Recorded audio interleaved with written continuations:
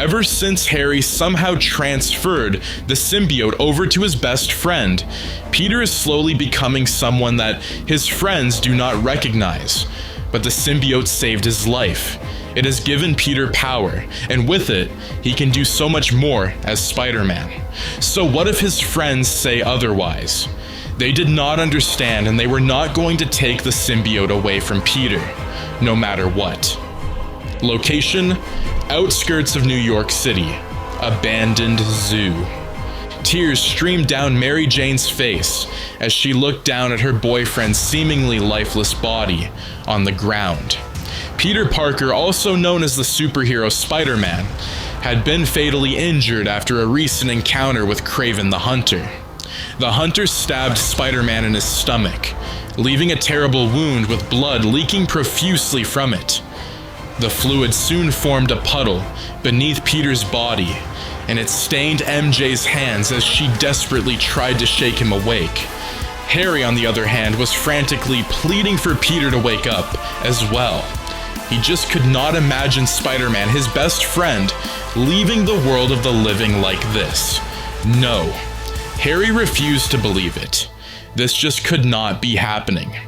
Suddenly, Harry felt the symbiote stir upon his skin, and he watched in awe as it shifted into thick, black strands, moving from his body to Peter.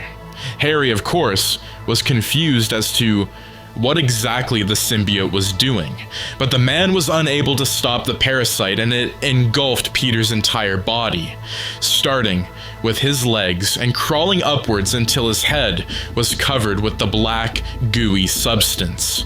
A second passed, which felt like an eternity for MJ and Harry, but they were shocked when Peter abruptly rose from the ground. It took him a moment to recognize the two people at his sides, but when he did, Peter let out a huge sigh of relief. He was among friends. Mary Jane pulled Peter into a tight embrace, and Harry patted his friend on the back, both extremely grateful that Peter was alive. If only they knew this was the beginning of something quite alarming. Location: New York City. Emily May Foundation. "So, how's the suit working out for you?" Harry asked as he and Peter worked on the antidote for Dr. Connors. Kraven had forced the doctor to transform into the Lizard, a giant reptilian beast that Connors hoped to never let out into the world again. Now he was roaming the city with Kraven's men hunting him down, and Peter hoped he would reach the doctor before they did. Peter answered Harry's questions, saying that he felt great, but the suit would take some getting used to. Harry nodded and the room grew quiet again, with the only sounds coming from the computer before them, the random beeps echoing throughout the laboratory. A few minutes passed, and Peter decided to break the silence that had fallen upon the room, asking Harry how he was holding up. After all, it was the symbiote that was keeping Harry's illness from progressing, and Peter was worried now that the symbiote was with him. Harry waved a dismissive hand and told Peter not to be so concerned about his well-being. Once everything was situated, they would figure out how to return the symbiote to Harry. Peter agreed, and they went back to work, but the man soon felt a lump in his throat at the thought of the symbiote. Would it really be best to give the symbiote back to Harry? Location: New York City. Rooftop. Spider-Man was surprised when Mary Jane hung up so unexpectedly.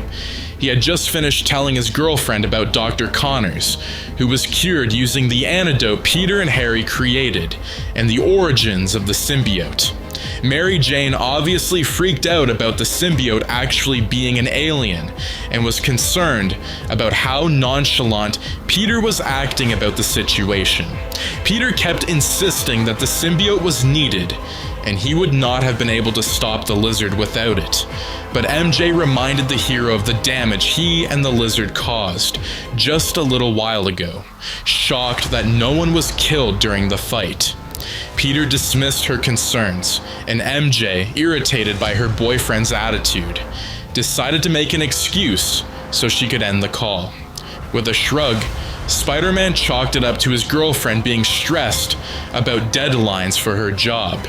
Just as he thought that, a scream for help suddenly echoed throughout the night, and the hero immediately scanned his surroundings for the source of the screaming. Shooting his webs, Spider-Man swung across the city until he finally spotted someone frantically running away from a trio of men who all looked quite angry. The man who was being chased turned down an alleyway, which made Spider-Man shake his head. Why did people insist on getting trapped in alleys when they were being hunted down like this? But of course, Spider-Man knew he needed to save the poor guy. He was a hero after all.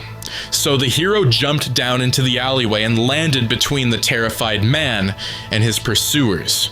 He then told the angry trio to back off before someone got hurt, and it was not going to be the poor man they were chasing. The leader of the gang just laughed while holding up the bat he was carrying, pointing it at Spider-Man while saying he was not afraid of the wall crawler. But one of his buddies grabbed his arm and asked if he saw the papers recently. This new black suit Spider-Man was not someone you wanted to mess with. The leader, however, ignored his comrade and proceeded to swing his bat at Spider-Man. But the hero easily caught the weapon with one hand, and he then tightened his grip on the bat, soon breaking it in half. Spider-Man's attacker dropped the remains of his bat and stumbled back while shouting for his henchmen to strike the hero. The one who had warned him earlier to stand down did not move, but the third man rushed towards Spider-Man while drawing out his knife from his coat pocket. He thrusted his knife at Spider-Man's stomach, but the hero grabbed the man's wrist before the weapon could even touch him. The hero then twisted his assailant's wrist, a scream following shortly after the cracking of bones could be heard. While the gang member was cradling his broken wrist, he failed to notice something slowly snaking its way around his left leg. The next thing the man knew, he was being lifted into the air by his leg, dangling upside down before Spider-Man. Coming from the hero's back was a swarm of black tentacles, with one of them holding the knife-wielding man in its grasp. Two more tendrils reached out to the symbiote's captive, and they sharpened like knives, ready to carve into its prey at any moment. Location: Englewood Cliffs, New Jersey, Osborn residence. The next morning, Mary Jane pulled up in the driveway of Harry's house, hoping to check on her friend's condition. Harry was trying to hide his deteriorating health, but he could not fool MJ. She knew something was wrong, and will do everything in her power to get Harry back to his old, healthy self again. And, hopefully without the help of the alien symbiote. MJ approached the front door and raised her fist to knock on it. But before she could, the door flew open, and standing there was none other than Norman Osborn, Harry's father. This was the first time in a while that Mary Jane actually caught Mr. Osborn at home, since he was usually coped up in his lab. He looked tired, like he has not had any sleep in days or maybe even weeks. Mary Jane could not blame the man, though. It had to be hard seeing his son so weak and fragile every day. With a small smile, Mary Jane greeted Norman and asked if Harry was home. Norman weakly smiled back and told MJ that Harry was in his room. He then stepped aside while holding the door all the way open to allow MJ to come inside, which she did after thanking the man. Once she was inside, Mr. Osborn walked out of the house, saying he was going for a little walk around the property to clear his mind. He added that MJ could help herself to the fridge and to make herself at home. Thanking Mr. Osborn again, Mary Jane turned to walk further into the house, but she was stopped by Norman, who thanked her for checking on his son. MJ and Peter were probably the only friends Harry trusted with his life, and for them to still care for Harry during this difficult time was really touching. Of course, Norman did not say that last bit out loud, but MJ knew that the man did appreciate her presence. Mr. Osborn then turned around and walked off, leaving Mary Jane to find Harry on her own. Mary Jane quickly found her friend in his room, as Norman said. Harry was leaning over a desk, with a pill bottle in his hands. MJ knocked on his bedroom door a few times, making Harry jump at the sudden noise. But he soon regained his composure and gave MJ permission to step into the room, which she did with a wave and a smile on her face. Harry's face instantly lit up when he saw Mary Jane, happy that she decided to pay him a visit. But he did feel a little disappointed that it was not Peter who walked through his door. Harry offered Mary Jane a seat and asked how she was doing. Mary Jane sat down and replied that she should be asking Harry that instead. Chuckling, Harry leaned back in his chair and assured MJ that he would live. But he also admitted that he would feel a lot better once the symbiote was back in his possession. Mary Jane's smile faltered slightly, but that did not go unnoticed by Harry, who immediately asked her if something was wrong. So, Mary Jane explained what had happened last night, and what Peter had told her about the symbiote being an alien. Harry listened quietly, only nodding every once in a while to let his friend know that he was still listening. But when MJ was done, it did take Harry a moment to process what the redhead had told him. This entire time, the man was wearing a freaking alien, and he had no idea. That was just insane. But even so, the symbiote had been keeping him alive all this time, and it was clear that Harry was doing poorly without it. Mary Jane noticed how pale Harry's skin was, and how much he struggled to even move around without a low groan escaping his mouth. He looked sickly, and MJ hated it, and she hated that she could do nothing about it. Mary Jane walked over to Harry, nodded and placed a hand on his shoulder while saying they would figure this out. Peter will give Harry the symbiote back, but they should look for another cure instead of relying on the alien. They knew nothing about it, and while the symbiote has been helpful so far, who knows when that will change? Harry only nodded, looking down at the floor as he did so. If he was going to live long enough for them to find a proper cure for his disease, Harry did need the symbiote. The thing is, he was not so sure that Peter would hand it back willingly. Location: New York City, Kravinoff Estate. Finally, Kraven was at his mercy. Spider-Man would make him pay for all that the Hunter has done. And Kraven's recent crime of kidnapping Miles was not exactly helping his case. But even with him currently being strangled by the hero, Kraven still wanted more from Spider-Man. Kill or be killed, the Hunter said. Neither of them were allowed to leave until one was on the ground, dead. It looked as though Spider-Man was about to grant Kraven's wish of an honorable death, but Miles quickly knocked the Hunter away from his mentor.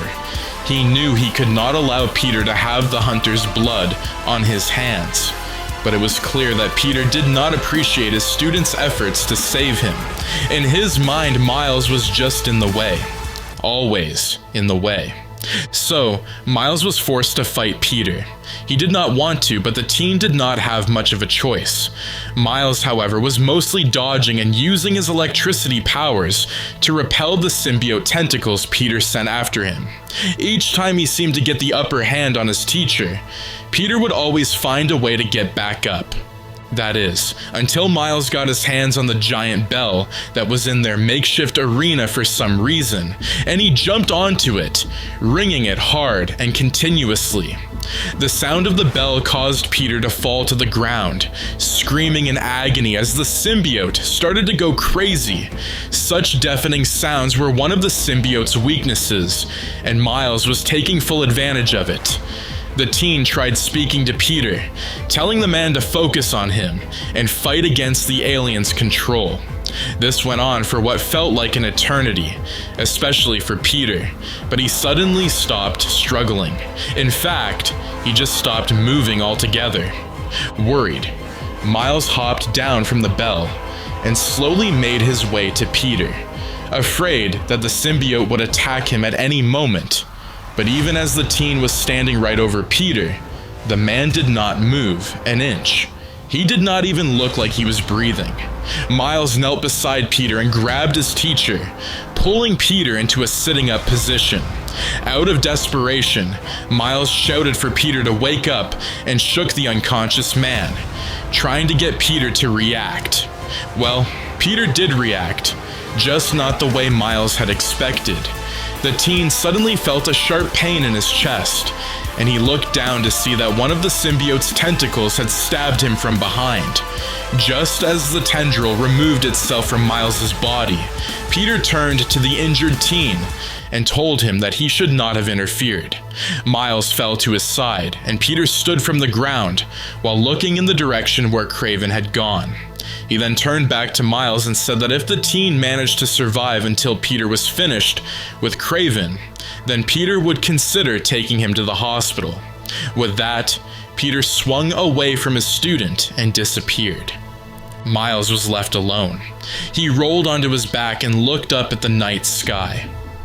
This is how it ends, Miles thought as tears started streaming down the sides of his face.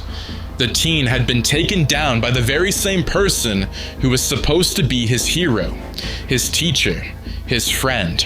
No.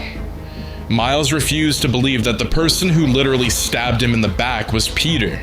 It wore his face, stole his voice, but that thing was not Peter Parker. Location, New York City. Underground Oscorp lab. Dr. Connors paced around the room, the symbiote still on his mind, and his worry about it growing with each passing second. The doctor had tried calling Spider-Man multiple times, but the hero was not answering his calls. Honestly, Connors was sure that was the symbiote's doing, and its hold on Peter was becoming stronger. It needed to be destroyed. Now. Putting on his shoes and lab coat, Connors was about to head out to search for Spider-Man himself. Fortunately, or maybe unfortunately, the hero had shown up just as Connors opened the door to leave.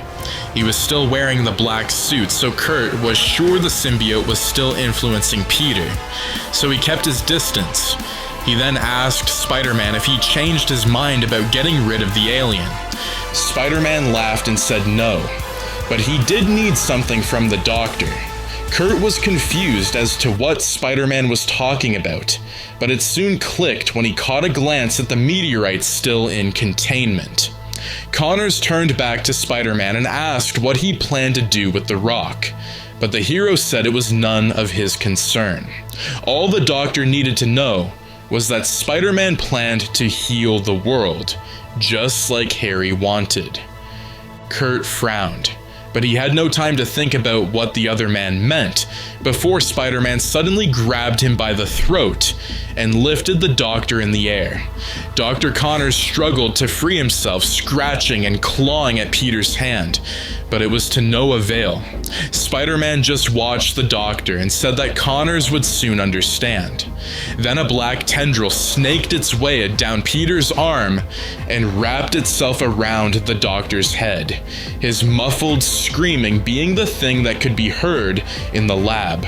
Location, New York City, May's house. As soon as she opened the front door, MJ called out for Peter, hoping he was inside. Her boyfriend had been ignoring her calls, and Mary Jane had no idea where he could be. The woman ran inside with Harry following behind her, and he was going at a much slower pace, even with his cane. Norman had suggested that his son should stay home, but Harry insisted on coming because he was worried about Peter. Despite their last argument, Harry still cared about his best friend. The inside of the house was a little messy, with random boxes placed everywhere and trash littering the floor. Mary Jane admitted that she did not have much time to visit and clean up the place due to her work, and she was sure Peter had not visited his childhood home recently.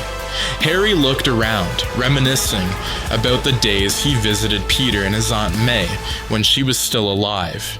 He missed the elderly woman just as much as Peter, and even thought of May as a mother to him.